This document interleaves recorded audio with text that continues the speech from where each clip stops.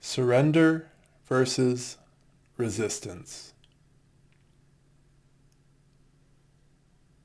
These two concepts sit at the epicenter of freedom from ego.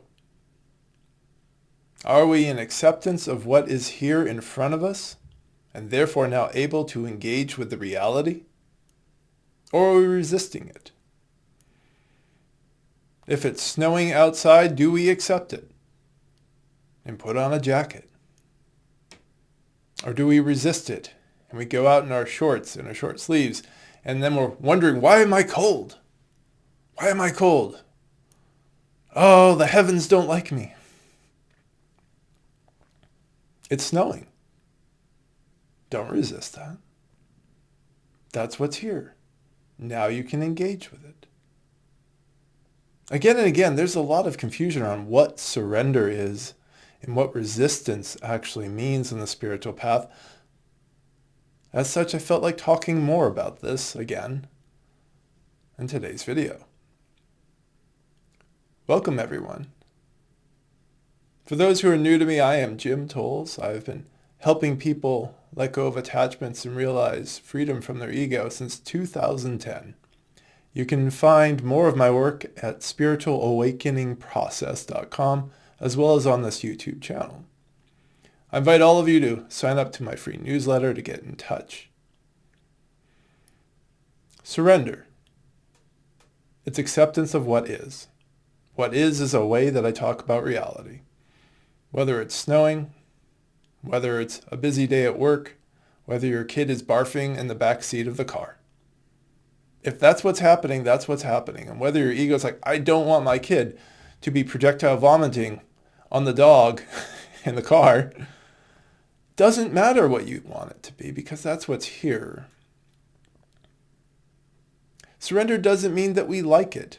Oftentimes when we use words like surrender and acceptance, there's this understanding or this inappropriate connotation that we like it. It's like, no, you're not going to like it. In fact, I've heard people through the years on the spiritual path try to love things that you should not be loving.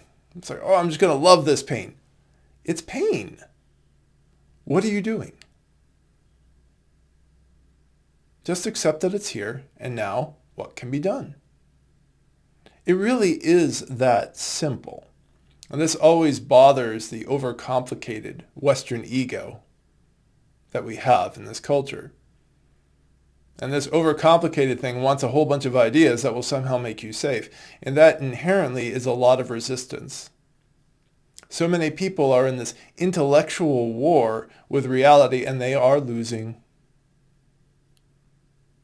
One of the ways that I help fight this war is through a breakfast, and now I have some of my students trying a lunch that is built around the principles of the body. It's built around surrender to the reality of how a human body thrives.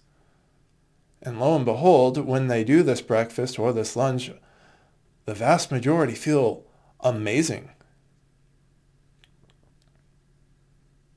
It's not because it's a way that you should eat. It's not a new diet. The diet is built off of ideas around what your body should look like and what is correct in terms of eating, as opposed to surrendering to like, this is what nourishes the body. And particularly when it comes to bodies, we've got a lot of messed up ideas that are in resistance to the reality of how a human being thrives. Resistance creates suffering of every kind. It's again and again saying that the idea in my head is more correct than the reality in front of me. And let's be clear about what are functional, descriptive ideas versus these more unconscious beliefs and concepts. Gravity is a functional idea because it helps you to understand the world around you so you can better engage with that reality. We surrender to the existence of gravity. And because of that, we can do all sorts of things like fly airplanes. Resistance is to say, no, there is no gravity. I can just fly. Here, I'm going to go levitate. Those words show up in interesting parts of spirituality, don't they? You can't levitate. You can't. Surrender to the fact that there's gravity and it works a certain way. And without another force to counter gravity, you don't get off the ground.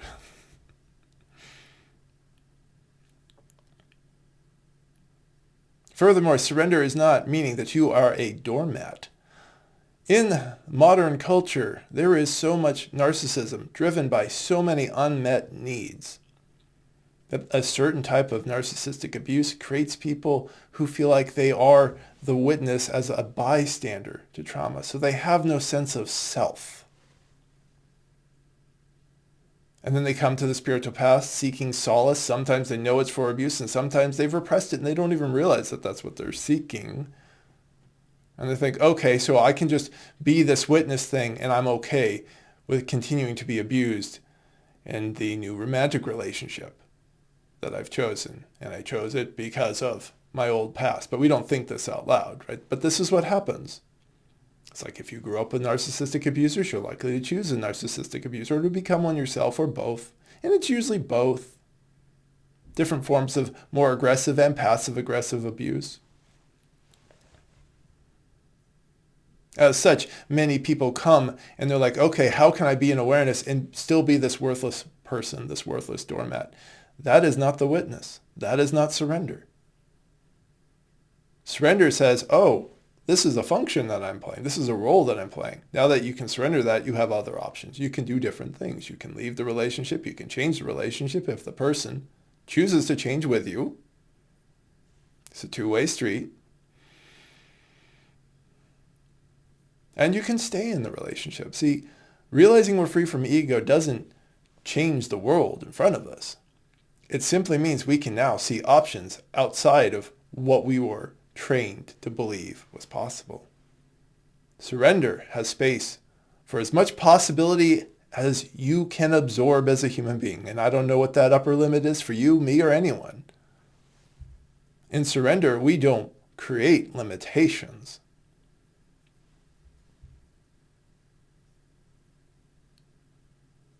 The ego creates limitations. It says, well, I can't change my schedule. I can't change my lifestyle habits. I can't do this, or I can't do that, or this is who I am, right? It's constantly creating new beliefs, new resistance to the fact that you are free to change.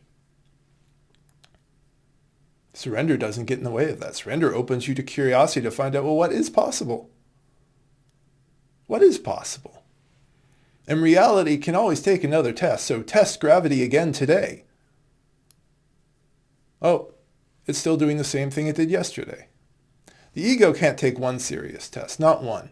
It will throw so much resistance, so many objections. I see this all the time in this work that I do with people. It's like, no, I can't. It's like, I haven't even finished the sentence.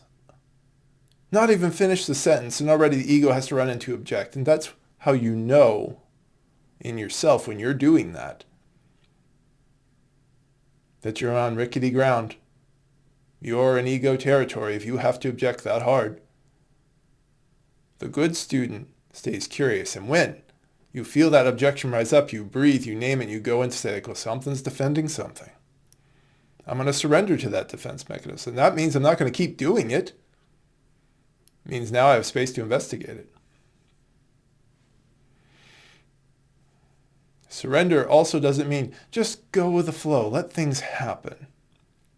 We are in patterns. The ego is a stuck pattern.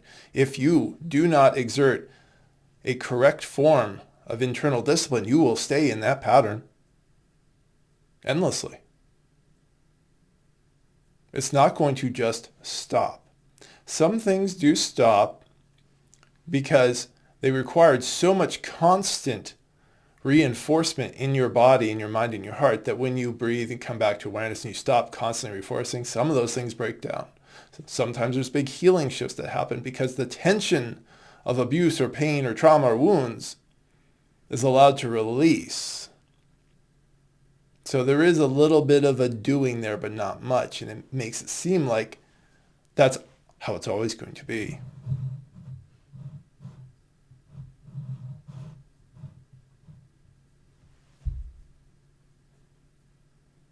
But there are other things, particularly when you get to repatterning and creating new patterns to replace the old ego patterns that you've cleared out. That will not happen unless you do something. Surrender gives you that space to do different things. Resistance does not. The resistant ego will always be looking for another way to cope with itself, to use spirituality as a salve to feel better. And consistently, throughout almost 15 years of this work, people who are doing that expose themselves when they say, well, I was doing awareness, but it doesn't work anymore. Well, I was doing meditation, but it doesn't work anymore. I was doing breath work. I was doing yoga nidra. I was doing acupuncture, but it doesn't work anymore. It doesn't work because you were using it to self-soothe without resolving the deeper problem. You did not surrender to the deeper problems and attachments. You're still in resistance to the fact that they exist. And people do an amazing job with turning inner work into an outer show. It's like, well, I've done 10 years of therapy. It's like, but did you do any of it through surrender? Did you fully accept what you are having to go to therapy for? Surrender is accepting the reality that we're in. And the reality of the human body is we are patterns. We are emotional patterns and thought patterns and sensory patterns that are on loop. The more you surrender to that, the more you can step back and say, oh, that's an interesting pattern I just did inside. Why did I decide to think that about Sheila? Why did I decide to think about that about Albert? Why did I do that, right? All these types of things, and you start to track back to childhood, and you figure out a lot of stuff about yourself. It's like, oh, wow, I was just doing what I did with my sister, with Sheila. Oh, I was just doing what I did with my uncle, with Albert. But they're not those people, and it's not that time anymore. And that's the bizarre form of resistance to seeing the reality that we have. So sometimes things break down in surrender, and it is like you see Sheila and Albert and everybody else in a brand new light, because you're seeing them in this light, and not the constant projection of the past. Now we can get to know them. Now we can get to know ourselves. Surrender sets you free to grow and to live. Resistance is just holding you to the past and causing everybody else to suffer around you as they're forced into a story they don't even know they're forced into. And put aside the fact that other people are doing it to you. You can only manage yourself. And the ego that's irresponsible is always looking at the problems that others are in. If you want to inspire them differently, you have to unlearn these things for yourself. Surrender. Accept the reality. Now there's space for growth and change. Thank you for listening. My name is Jim Tolles. Please visit me at spiritualawakeningprocess.com. Please share this video, and donations are deeply appreciated. Bye for now.